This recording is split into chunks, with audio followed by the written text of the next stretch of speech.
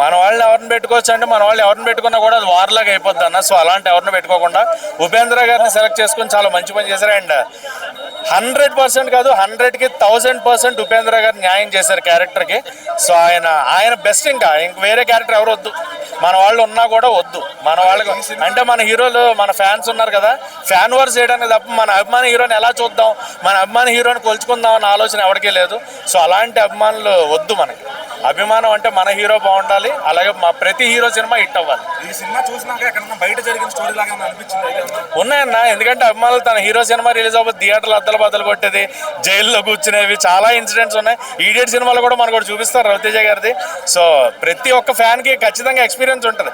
ఈ జనరేషన్ ఫ్యాన్స్కి నాకు తెలియదు కానీ 90s ఫ్యాన్స్కి అయితే థియేటర్ అద్దలు బద్దలు కొట్టింది, జైల్లో ఉన్నది, టికెట్ల కోసం లైన్లో నిలబడి కొట్టుకుని టికెట్లు సంపాదించి థియేటర్లో సినిమా చూస్తాను చూసారా, అది నిజమైన అభిమానం. ఈ రోజుల్లో బుక్ మై షోలో ఓపెన్ చేసి టికెట్లు బుక్ చేసుకుని ఎలా వచ్చి కూర్చొని సినిమాలు చూడటం కాదు, లైన్లో నిలబడి కొట్టుకుని ఒక్క టికెట్ సంపాదించి థియేటర్లో సినిమా చూస్తే వచ్చే ఆనందం ఉంటుంది చూసారా, అది నిజమైన అభిమానం. అభిమానం ఎంజాయ్ చేసిన అభిమానిగా నేను ఉన్నా ఇక్కడ.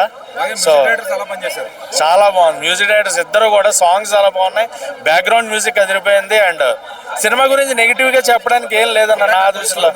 ఏదన్నా గట్టి కంబ్యాక్, ఇది మామూలుగా కాదు, ఫ్యాన్ బాయ్ కంబ్యాక్.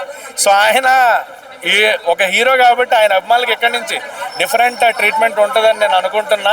ఎందుకంటే అభిమాని పడే కష్టాలేంటో ఆయన అభిమానిగా చూశాడు కాబట్టి. రామ్ గారి గెటప్ చాలా బాగా అనిపించింది. అంటే చాలా 90sకి సంబంధించి ఎలా అయితే ఉండాలో అలాంటి ప్రాపర్ గెటప్లో కనిపించారు. సినిమా గురించి నెగిటివ్ చెప్పడానికి ఏం లేదు. రామ్ గారు ఏ లుక్లో ఉన్నా నచ్చుతారు, ఈ లుక్లో ఇంకా బాగా నచ్చుతారు. ఎందుకంటే లుక్తో పాటు పెర్ఫార్మెన్స్ కూడా సెటిల్డ్గా ఉంది, ఎక్కడా కూడా ఓవర్గా అగ్రెసివ్గా చేసినట్లేదు, చాలా సెటిల్డ్ పెర్ఫార్మెన్స్ అనమాట. అండ్ చక్రకేళి పళ్ళలో తన హీరో కోసం తీసుకెళ్లే సీన్ అయితే చాలా బాగుంది. అంటే మన అభిమాన హీరో కోసం ఏదైనా చేయొచ్చు అని ఇలాగా అలా తీసుకెళ్ళలేదు కానీ నా అభిమాన హీరోకి నేను మా ఊరు కాకినాడ కాజాలు తీసుకొచ్చి ఇచ్చాను ఆ హీరో చైతూకి. బట్ నేను అక్కినేని అభిమాని కంప్లీట్గా. So Akkineni family complete I'm like కట్టుబానిస అంటారు కదా, అలాగే అనుకోండి.